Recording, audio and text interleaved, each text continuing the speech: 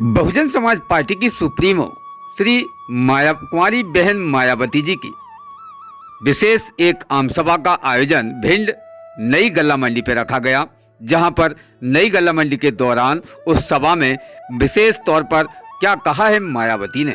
साथ ही हम आपको उस आम सभा से भी अवगत कराते हैं जिस आम सभा को संबोधित माननीय पूर्व सांसद डॉक्टर रामलखन जी के माध्यम से उस सभा में अपनी बात रखी गई है। साथ ही उन्होंने ये भी कहा है कि राजनीति में किसी भी प्रकार से अवैध हथियारों की कोई स्थान नहीं होता है।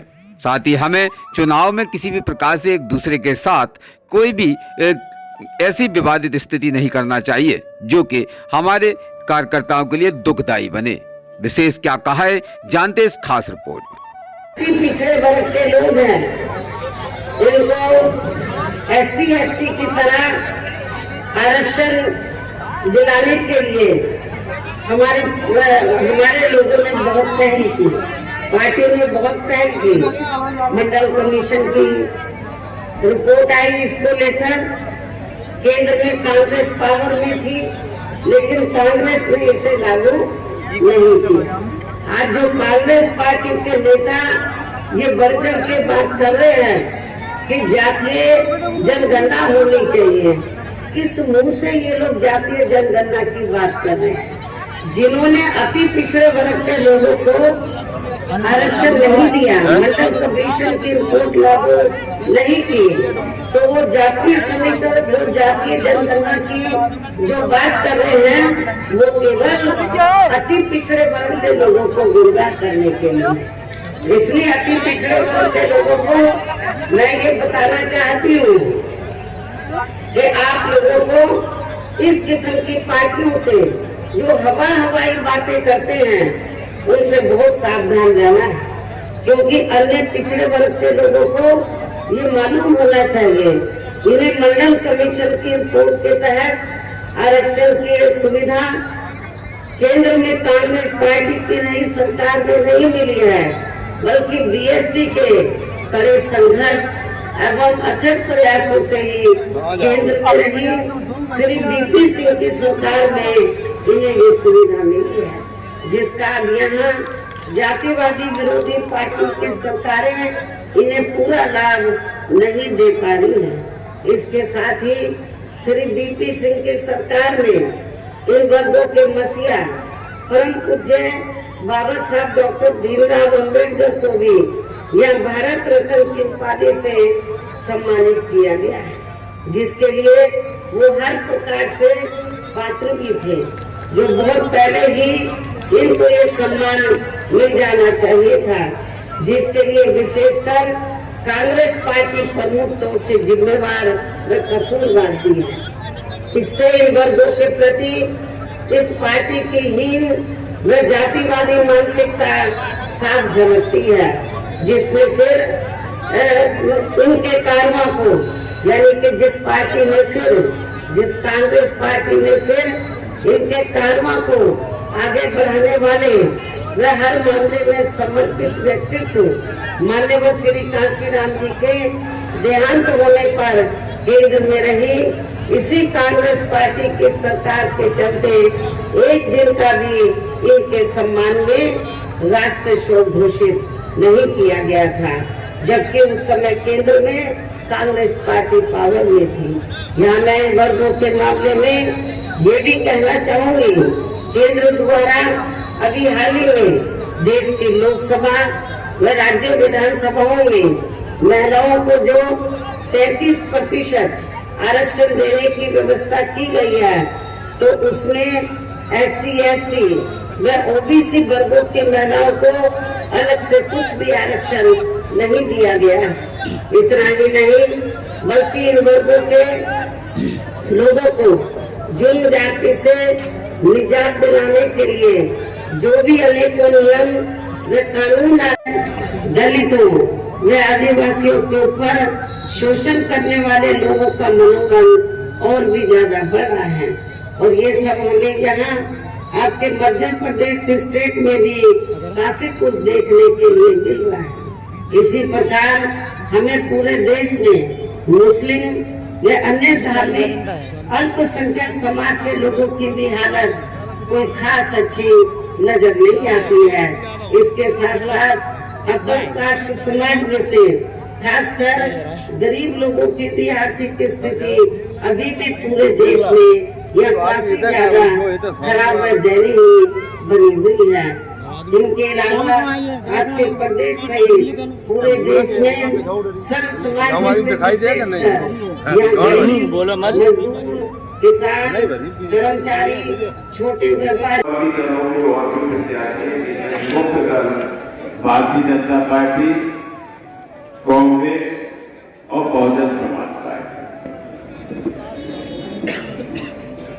तीनों प्रत्याशी, बहुजन समाज पार्टी का प्रत्याशी एक बार, भारतीय जनता पार्टी का प्रत्याशी 2 बार और कांग्रेस का प्रत्याशी 4 बार और मंत्री रह चुके हैं। इन तीनों के बीच में आपको समीक्षा है। सभी आपके बीच में अपनी अपनी बात कह रहे होंगे, सभी आपसे अपनी अपनी तरफ से बोल रहे होंगे। आपको अपने लिए वोट देने के लिए झूठ और सच बोल रहे होंगे, लेकिन समीक्षा आपको करना है। जो प्रत्याशी पहले विधायक रहे, मंत्री रहे और वर्तमान में संजू सिंह रहे, इन तीनों के बीच में आपको समीक्षा करना है। चाहे काम की समीक्षा करें, चाहे व्यवहार की समीक्षा करें, चाहे वातावरण की समीक्षा करें। अगर आपने ईमानदारी के साथ समीक्षा की तो हमें विश्वास है कि समीक्षा के बाद जो आपका फैसला आएगा वो बहुजन समाज पार्टी के पक्ष में आएगा, संजू के पक्ष में आएगा। अब एक कार्यकर्ता हमको फोन करते हैं कि हमको धमकियां दी जा रही, धमकी दे रहे हैं कि अगर उनकी बेटी नहीं जाओगे तो हम तुम्हें देख लेंगे। किसी को बोला जा रहा है कि 17 तारीख के बाद देखते तुम कैसे रहते हो। तो आप समझ सकते हैं कि इसका क्या मतलब है। अगर 2 पहलवान लड़ते हैं और जब एक पहलवान कहीं काटने लगे दूसरे को, कहीं हाथ में उंगली घुसाने लगे, इसका क्या मतलब होता है। अगर ईमानदारी से कुश्ती लड़ रहे हैं तो अगर कोई दाव पेच में या ताकत में दूसरे पे अगर हावी होता है तो वो ये तरीके अपनाता है। और वही तरीका आज एक प्रत्याशी थी गुंडई की ताकत विधानसभा का चुनाव जीतना चाहती। अरे भाई ये तो सुना था हमने, इतिहास में भी सुना होगा, आला उदल में भी सुना, इतिहास की लड़ाई पढ़ी उनमें भी सुना कि राजा राजा से लड़ता था, पैदल पैदल से लड़ता था, सिपाही सिपाही से लड़ता था। लेकिन ये पहली बार सुन रहा हूं कि राजा पैदल से लड़ रहा।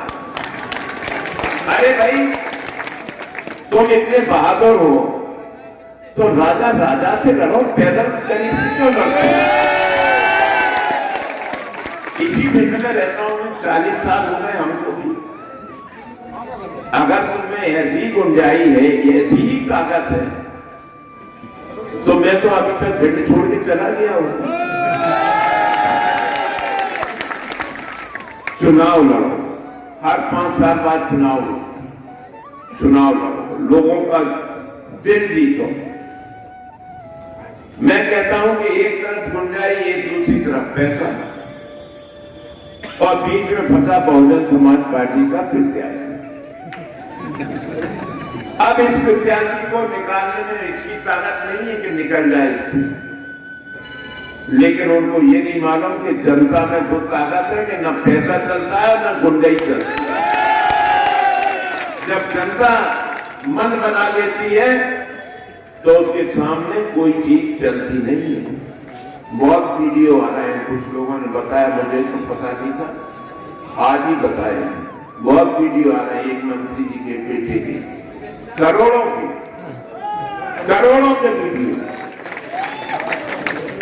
अब मुझे तो नहीं पता कि क्या उनकी स्थिति है वहां, लेकिन अगर कोई पैसे से ही अगर जीतता होता तो ज्योतिरादित्य सिंधिया गुना में हारे नहीं होती। हम आपसे निवेदन करना चाहते हैं और उन साथियों से भी कहना चाहते हैं, वो चुनाव हमारे साथ भी लड़े, आप संजू के साथ लड़ रहे हैं, लेकिन चुनाव की तकदीर से लड़ो, न गुंडाई की ताकत से, न पैसे की ताकत से, राजनीतिक लड़ाई करो। जनता के साथ विश्वासघात मत करो। एक तरफ कहते हैं हम जनता की सेवा के लिए जनता की सेवा करते हैं, और दूसरी तरफ कहते हैं कि हम पोलिंग बूथ लूट लेंगे, हम वोट नहीं डालने देंगे। दोनों बातें कैसे चलेंगी? और अगर आप पोलिंग बूथ ही लूट लोगे, वोट ही नहीं डालने दोगे, तो जनता से फिर ये निवेदन करने की क्या जरूरत है हम आपकी सेवा के लिए? भाई गुंडाई से आप विधायक बन जाओ, तो क्या जरूरत है जनता के साथ ये बात कहने की कि भाई हमने ये किया या वो किया या संजू ने कुछ नहीं किया? ये सब बात कहने की क्या जरूरत है? आप में साहस होना चाहिए। साहस तब पैदा होता है जब मन में ईमानदारी होती है, और मन में बेईमानी हो तो साहस होता नहीं है, कमजोर हो जाता है व्यक्ति, तब वो कुछ भी उलझुल काम करने लगता है। और वही स्थिति आज है। हम कार्यकर्ताओं से कहते हैं कि डरने की जरूरत नहीं है। उनसे ये कह दिया करो कि भाई हमें क्यों धमकाते, हम तो गरीब आदमी हैं, तुम्हारे बगल में ही वो रहते हैं, उनको जरा धमकाओ, उनको मारो जाके, उनको घसीटो, उन्हें भिंड से निकालो, उनसे कहो क्यों चुनाव लड़ते हैं हमारे सामने, तुम्हारी कैसे हिम्मत हो रही चुनाव लड़ने की? तब तो बात ठीक है।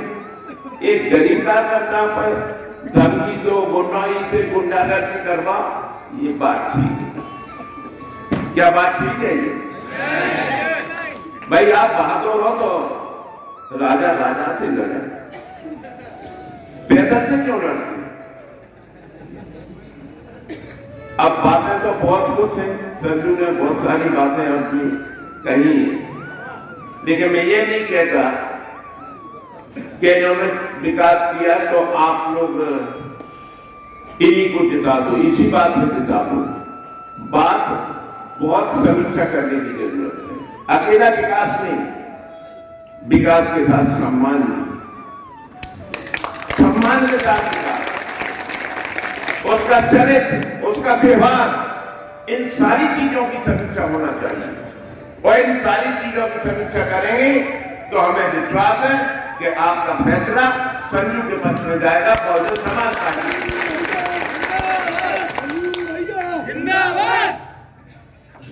आप बहुजन समाज पार्टी का वोटिंग देखते होंगे, इसमें जो चित्र लगे हैं ये सभी वो महान पुरुष हैं जिन्होंने समाज के लिए काम किया। और भारतीय जनता पार्टी का भी वोटिंग देखते होंगे, देखते हैं कि नहीं? उसमें किन लोगों के फोटो लगते हैं, किनके फोटो लगे? उसमें सभी के फोटो है, अच्छे बुरे सभी लोगों के। अच्छे भी हो सकते हैं, उसमें अच्छे भी है, लेकिन झूठे और नफरत भी सभी के फोटो। लेकिन इस बैनर में, इस वोटिंग में ऐसा कोई चित्र नहीं होगा। ये महान पुरुष लोगों के चित्र है इस वोटिंग के अंदर। इस फैसले को देखें, इसका भी आग्रह करें। तो हम आपसे निवेदन करना चाहते हैं कि ये चुनाव वो तो काफी कठिन है, काफी कठिन है। हम आपको एक बार, जब हम पहली बार यहां से आप लोगों ने हमें लोकसभा में चुनाव जिताकर भेजा था, तो वो सरकार शायद एक साल में गिर गई थी, जल्दी गिर गई थी सरकार। तो सेंट्रल हॉल में बैठे थे 20-25 सांसद बैठे थे, सब लोग चर्चा कर रहे थे, अब बताओ इतनी जल्दी जल्दी चुनाव होगा तो कैसे, कहां से पी सकता है। कोई कह रहा था, किसी ने पूछा तुम्हारा कितना खर्चा हुआ, तो कोई बोला हमारा 1 करोड़ होगा, कोई 2 करोड़ होगा। एक संजय सिंह अमेठी का था, अरे बोले तुम लोग तो यार बहुत सस्ता लड़ लेते चुनाव, हमारा तो 5-10 करोड़ से कम में होते ही नहीं। हम सबकी बात सुन रहे थे। अब वो लोग बोले कि डॉक्टर साहब कुछ नहीं बोले, आपका कितना हुआ? मैंने कहा नहीं ऐसे ही हमारा भी हो गया होगा। बोले नहीं नहीं बताओ। मैंने कहा बताऊंगा इसलिए नहीं कि आप लोगों को विश्वास नहीं होगा। बोले नहीं फिर भी बताओ। तो मैंने कहा मैंने तो मात्र 4.5 लाख रुपए का चुनाव जीता। तो उन्होंने विश्वास नहीं किया, बोले नहीं ऐसा हो ही नहीं सकता। मैंने कहा हुआ है, क्योंकि ये चुनाव मैंने नहीं लड़ा, भिंड दतिया की जनता ने चुनाव लड़ा, उन्होंने चुनाव लड़ाया, इसलिए मेरा कोई पैसा खर्च नहीं। लेकिन लोग पैसे की ताकत से बनते हैं, लेकिन ऐसा नहीं कि पैसे की ताकत से लोग बनते हैं। 98 का 99 का चुनाव का हम लड़ रहे थे, हम सब कटारे जी लड़ रहे थे। हमारा लेखा जोखा शर्मा जी देखते थे, झांसी मोहल्ला में चचा रहते हैं, वही हमारा हिसाब किताब देखते थे। रात को जब हमें फुर्सत मिलती थी तो हम वहीं जाके 2 रोटी खाते थे। SBS शर्मा जी शायद जानते होंगे आप। तो मैं एक दिन 12 बजे वहां पहुंचा, तो मैं पहुंचा और कटारे जी ऊपर से उतर रही थी। तो आमने सामने हुए, गले मिले तो हमारा भी हाथ पीछे गया, तो उनके पिस्टल में हमने कटारे जी से कहा, हमने कहा यार अपन चुनाव लड़ रहे हैं युद्ध में, अपन राजनीतिक युद्ध में, कोई कुरुक्षेत्र में नहीं है। अरे इसकी क्या जरूरत है? बोले आप बूथ कैप्चर कर लेते हैं। तो मैंने कहा जब बूथ कैप्चर होगा तो रिवाल्वर क्या करेंगे उसमें? हमने कहा ये तुम्हारी मानसिकता खराब है। भिंड में बूथ कोई कैप्चर नहीं कर सकता, बूथ मैनेज जरूर हो सकता है जब अधिकांश लोग किसी एक प्रत्याशी के पक्ष में, तब मैनेज हो सकता है। मैंने कहा ये मत करो यार, तुम्हारा वो एक गुंडा बहुत उद्यम कर रहा है कमल सिंह, अब तो बेचारा वो है नहीं। मैंने कहा ये मत करो, धमकियां दे रहा है, ये मत करो। तुम्हारा कार्यकर्ता मर जाए, झगड़ा हो जाए, तुम्हारा कार्यकर्ता मर जाए, हमारा कार्यकर्ता मर जाए, क्या हमारी तुम्हारी हैसियत है कि उस कार्यकर्ता को वापस ला सके?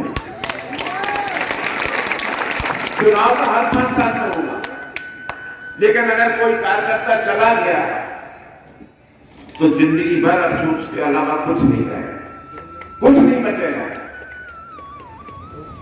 तो राजनीति में हिंसा की कोई जगह नहीं है। राजनीति की तरह होना चाहिए, विचारों से होना चाहिए। लेकिन कुछ लोग हैं कि राजनीति को हिंसा और पैसे की ताकत से बना दिया है, लोगों की समझ में ना आए ताकि कि क्या गलत है क्या सही है, भ्रमित हो जाए लोग, गलत दिशा में चले जाएं, और जब कुछ समझ में ही नहीं आए तो उनकी जो समझ में आए वो कर दें, तो कभी फैसला सही ना हो पाए। तो इसके लिए आप लोग विचार जरूर करें, विचार करेंगे इसमें क्या होना चाहिए, समीक्षा करें, बहुत बारीकी से समीक्षा करें, चाहे जो प्रत्याशी हो, चाहे बहुजन समाज पार्टी का हो, चाहे भाजपा का हो, चाहे कांग्रेस का हो, समीक्षा करें। एक उसकी चरित्र से लेकर विकास के काम तक, उसकी सोच तक, उसके परिवार की सब कुछ समीक्षा करें और तब निर्णय लें। और तब निर्णय लेंगे तो निश्चित तौर पर हमें विश्वास है कि आपका फैसला हमारे पक्ष में, संजू के पक्ष में, बहुजन समाज बातें बहुत हो चुकी, आप लोगों को समय भी बहुत समय हो गया बैठे हुए, तो इसलिए यहीं पर अपनी बात खत्म करते हुए एक बार आपसे फिर अपील करता हूं कि 17 तारीख में होने वाले चुनाव में हाथी का बटन दबाकर बहुजन समाज पार्टी और संघ को विजयी बनाने का काम करें। इन्हीं शब्दों के साथ अपनी बात खत्म करता हूँ। जय भीम, जय भारत।